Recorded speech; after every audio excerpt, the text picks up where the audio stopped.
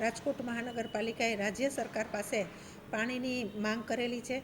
જે માંગ આગોતરી માંગ કરેલી છે કે પાણીનું જે કાપ મૂકવાનો થાય તો આપણે અગાઉથી પાણી મંગાવેલું હોય તો કાપ મૂકવાની જરૂર ન પડે, કેમ કે પાણી છે એ રોજિંદા જીવન જરૂરિયાતનું એક સાધન છે.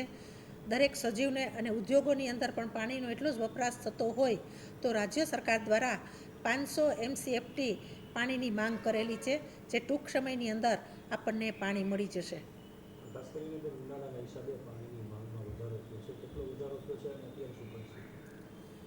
ખાસ કરીને ઉનાળાની અંદર ને આમ જોઈએ તો વરસાદ પણ આ મે મહિનાની અંદર થોડોક, જૂન મહિનાની અંદર ચોમાસું બેસવાની જગ્યાએ મે મહિનાની અંદર ચોમાસાની આપણને સિઝનની અસર જોવા મળી છે.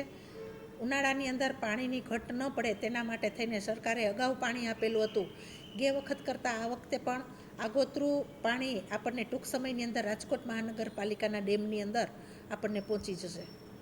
શિયાળાની સરખામણીએ અત્યારે માંગમાં કેટલો વધારો થયો છે? આમ બહુ નજીવો વધારો બહુ એવો થયો નથી, પણ શિયાળામાં સ્વાભાવિક છે કે ઠંડીની ઋતુ હોય અને એ ઋતુમાં પાણીનો વપરાશ ઓછો હોય, પણ ઉનાળામાં પાણીનો વપરાશ જ્યારે ઝાઝો હોય ત્યારે 2 થી 3% ઉનાળાની અંદર શિયાળાની ઋતુ કરતાં ઉનાળાની ઋતુમાં 2 થી 3% વધારો થયો છે. ખાસ કરીને જે નવા ભરેલા વિસ્તારો છે એને પાણી મળી રહે એના માટે શું વ્યવસ્થા છે? નવા ભરેલા વિસ્તારને પાણી મળી રહે તેના માટે થઈને રાજકોટ મહાનગરપાલિકામાં આ વખતે આપણે DI પાઇપલાઇન પણ નખાવેલી છે. તેમજ વોર્ડ નંબર 12ની અંદર જેટકો પંપ દ્વારા પણ નજીકના વિસ્તારમાં પાણી મળી રહે અને પૂરા ફોર્સથી મળી રહે એટલા માટે તે પંપ પણ આપણે ચાલુ કરાવી દીધો છે. જે વિસ્તારો નવા ભર્યા છે એ વિસ્તારોને પણ પૂરતું પાણી મળી રહે તેના માટે રાજકોટ મહાનગરપાલિકા ખૂબ પ્રયત્ન કરી રહી છે. લોકોને શું સલાહ આપશો પાણીનો બગાડ કરતા હોય? બહેનોનો આ એક પાણીનો પ્રશ્ન છે, બહેનો માટે વિશેષ પ્રશ્ન છે, કેમ કે ઘરની શરૂઆતથી કામ કરવાની શરૂઆત બહેનોના હાથે થતી હોય છે, ત્યારે સ્વાભાવિક રીતે આપણે પાણીનો બગાડ ન કરીએ.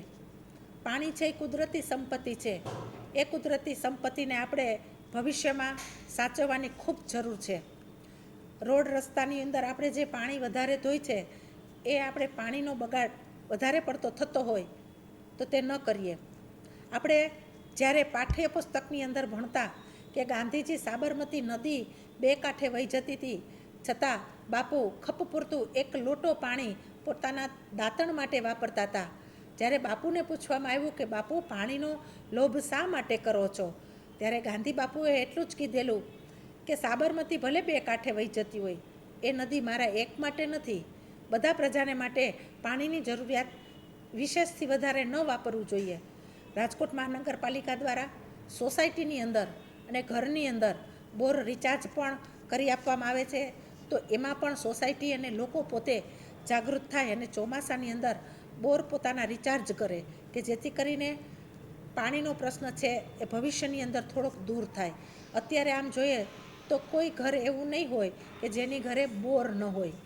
એટલે આ બોર ઘરે ઘરે બોર છે એટલે સ્વાભાવિક રીતે છે કે ધરતીના પેટાળની અંદર જે પાણીની સરવાણી સતત વહેતી રહેતી હોય એ પાણીની સરવાણી અત્યારે ખૂબ ઊંડો બોર કરવા છતાં પણ પાણી નીકળતું નથી.